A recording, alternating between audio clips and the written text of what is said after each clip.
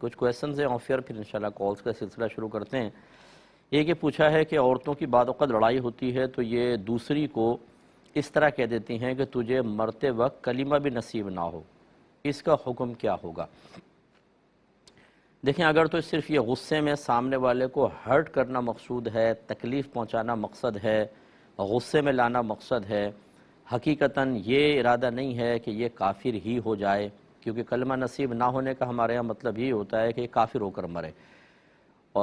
تو صرف اگر غصے کا اظہار ہے تو پھر کفر تو نہیں ہے، لیکن غیر مناسب جملہ اس طرح نہیں کہنا چاہیے۔ اور اگر خدا نخواستہ دل میں یہ ارادہ ہے کہ یہ کافر ہو کر ہی مرے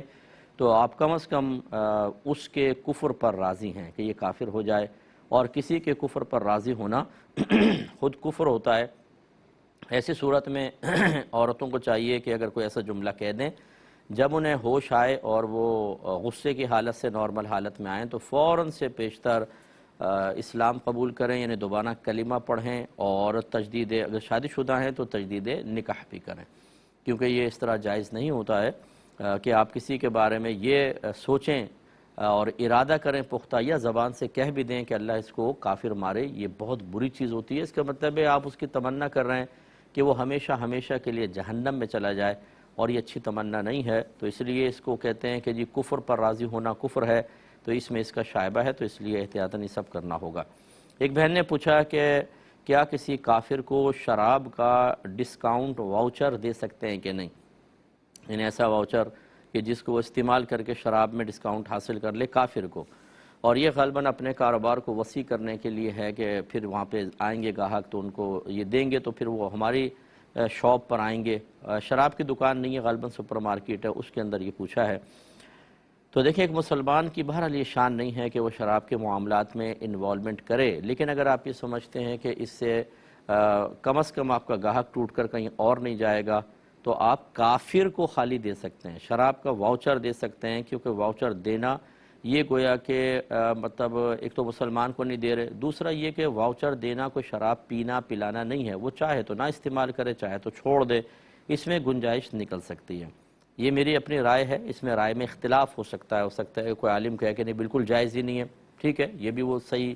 اگر کہنا چاہیں تو کہہ سکتے ہیں، لیکن ہم تھوڑا سا غور یہ کرتے ہیں کہ ایک چیز ہوتی ہے صراحتاً جس پر ممانعت وارد ہوتی ہے، ایک یہ ہے کہ اس پہ ممانعت وارد نہیں ہوتی، مسلمان کا فائدہ بھی ہوتا ہے، اس چیز کو اختیار نہ کرنے میں مسلمان کے لیے نقصان کا پہلو ہے، اور پھر گاہک جو ہیں دوسری جگہ چلے جاتے ہیں۔ مسلمان کی معیشت یا کاروبار کے گرنے کا مطلب یہ ہے کہ دوسرے جو لوگ ہیں وہ غالب آتے ہیں، تو بہت سارے اس میں معاملات ہوتے ہیں بہرحال، اور یہ مسئلہ یہاں کا نہیں ہے، پاکستان کا باہر کا ہے، اس لیے ہماری نظر میں کافر کو ڈسکاؤنٹ واؤچر دینے میں کوئی حرج نہیں ہے۔ یہ کہتے ہیں کہ یہ آج کل ایک پوسٹ چل رہی ہے جس انگلش میں یہ لکھا تھا کہ after 1999 God created very disrespectful sets of children, یعنی اللہ تعالیٰ نے 1999 میں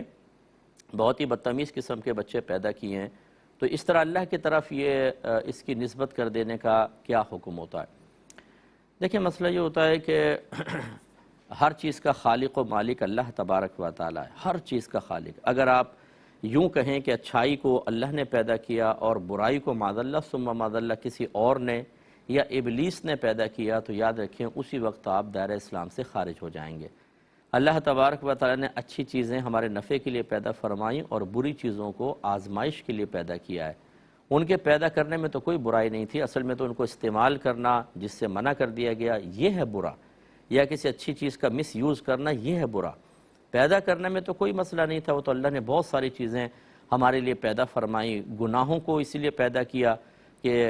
انسان کو حکم دے دیا دیکھو یہ تم کر سکتے ہو گناہ، لیکن نہیں کرو گے تو جنت ملے گی، کرو گے تو جہنم میں جاؤ گے۔ تو یہی ہمارا امتحان ہے، اگر اس طرح کی چیزیں نہ پیدا کی جاتی تو پھر امتحان کاہے کا رہتا؟ اس لیے یہ تو ذہن میں رکھیے کہ یہ ہے، لیکن ہمارے علماء نے منع کیا ہمارے علماء نے منع کیا کہ اس طرح کی کوئی چیز اللہ کی طرف منسوب نہ کی جائے، کیونکہ اس میں بے ادبی ہے، عقیدہ وہی رکھا جائے، منسوب کرنا مناسب نہیں ہوتا۔ اس لیے اگر کوئی بدتمیز بچے پیدا ہوئے ہیں، پہلی بات تو یہ کہ بچے تو اللہ نے پیدا کیے، بدتمیزی بھی اللہ نے پیدا کی ہے، لیکن یہ مسلط تو نہیں کر دی نا یہ ہماری تربیت نہیں کرتے ہم لوگ، بچوں کو دین نہیں سکھاتے، اس لیے بچے ڈسرسپیکٹفل بنتے ہیں۔ تو اس لیے خلاصہ کلام یہ ہوا کہ اس پہ ہم حکم کفر وغیرہ تو جاری نہیں کر سکتے، لیکن اس میں ایک بے ادبی کا پہلو ضرور ہے، اس لیے اس طرح کے جملے نہ کہے جائیں اور ایسی پوسٹ کو آگے نہ بھیجا جائے۔ ایک کالر ہمارے ساتھ ہیں۔ السلام علیکم۔ سب کیسے ہیں؟ آپ خیریت سے؟ اللہ کا بڑا کرم۔